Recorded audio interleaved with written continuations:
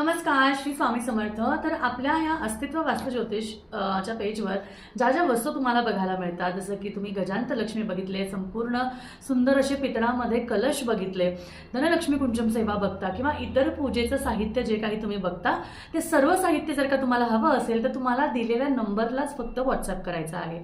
कोणीही please DM करू नका, कारण डीएमला रिप्लाय येणे थोडंसं अवघड आहे। बरेच डीएम असतात, हजारो डीएम मधून तुम्हाला रिप्लाय करणं अवघड होतं।